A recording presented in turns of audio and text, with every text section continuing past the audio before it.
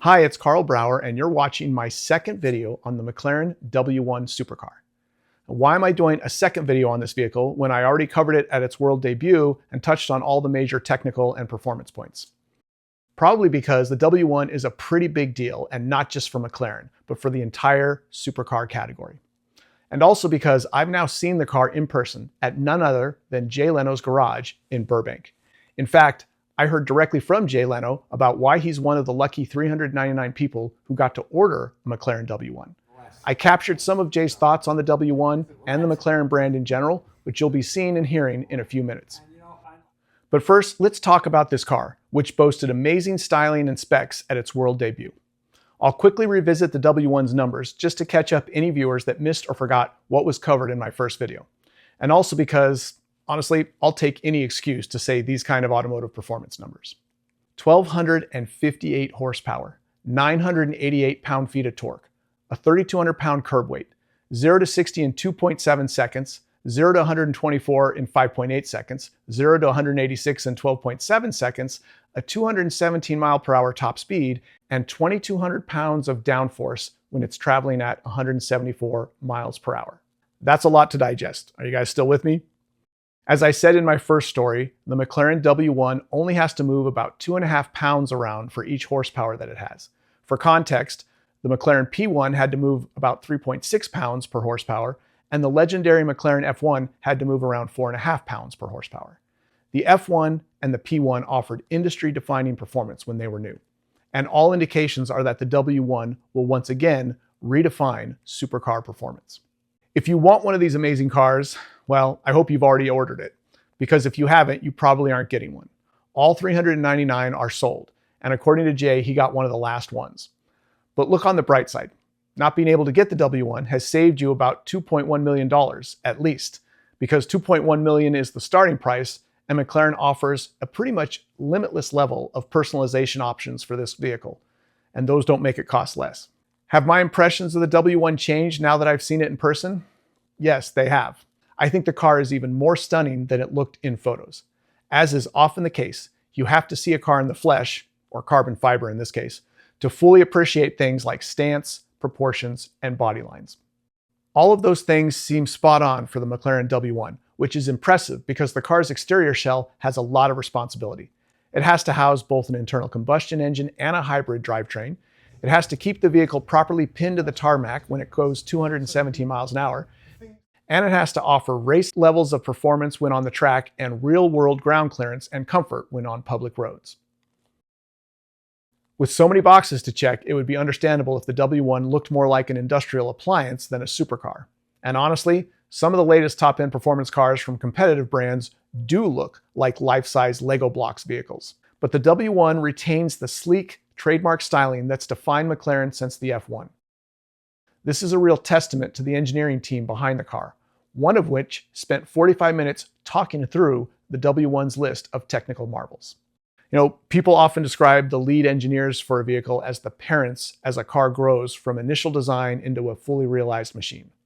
Marcus Waite, McLaren's head of performance, certainly looked and sounded like a proud papa as he told us what the W1 means to the automaker.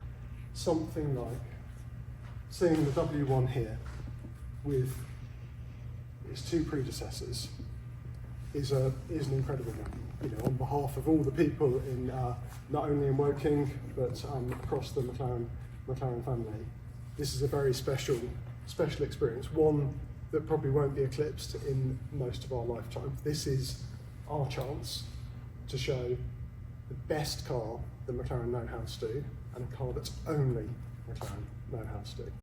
It's impossible for me to properly capture the passion and intensity Mr. Waite showed for the W1 during his technical briefing, but I will hit on a few of the high points. As a starting point, the W1 had 4 principles on which it was anchored.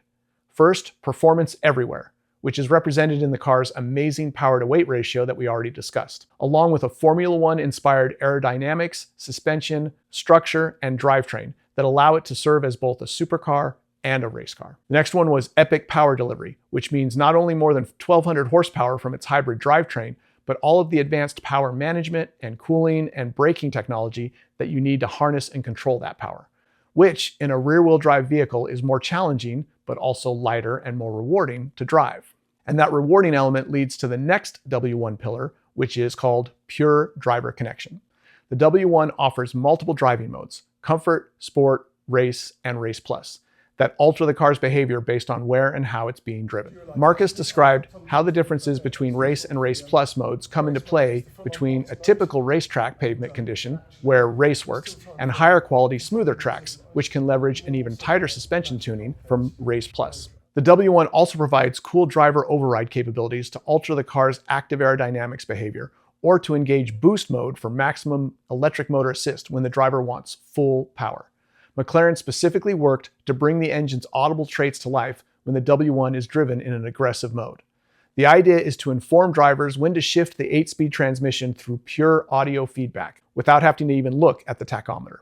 And that relates to the final design pillar, authentic theater, as seen in the exterior design, but also in the engine sound and the exhaust tone, which are designed to build to a crescendo when driven aggressively, while also allowing for quiet operation when cruising for an extended period and enjoying the audio system or talking to your passenger. McLaren even moved the timing chain drive to the back of the engine, further away from the passenger compartment, because that engine sound is less appealing than the intake and exhaust noises. Reading a technical briefing or watching a corporate video detailing these McLaren W1 traits would have conveyed the same information. But hearing about them directly from the car's design and engineering parent was a unique and rewarding experience. So was seeing the car in person for the first time, where the attention to detail and McLaren's use of the latest, most advanced carbon fiber construction techniques could be observed. In fact, McLaren recently announced a new industry-first application of carbon fiber manufacturing that will make the material even stronger and lighter, as well as more easily shaped to meet design and engineering requirements. The technology was used in the W1's front wing assembly and will eventually be utilized for the carbon fiber tubs and bodywork of future vehicles. When the W1 presentation was complete, Jay Leno said a few words about McLaren and why he's such a fan of the brand. In terms of rich customers, I'm probably at the bottom of the... You're in the middle. It's nice to know I'm in the middle. Solidly in the middle. But I just mean, it's always been an excellent experience. And that's why I like these cars. I was there at the beginning, and I feel like, I'm at the Enzo Ferrari factory in 1948 when all the exciting things were happening. And that's what 10, 11, 12, 13, that was like. I mean, I got, as soon as I got my 12C, they said, come here, we're going to show you something better.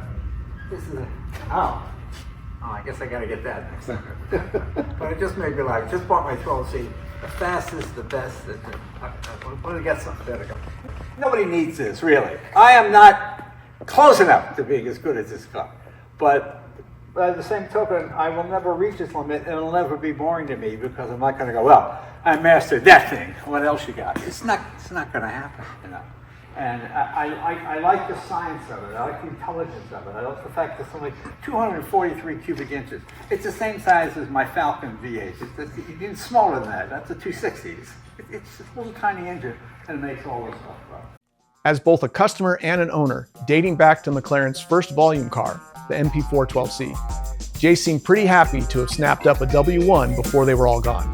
But for mere financial mortals like me, I was just happy to see and hear about the car in such a cool environment.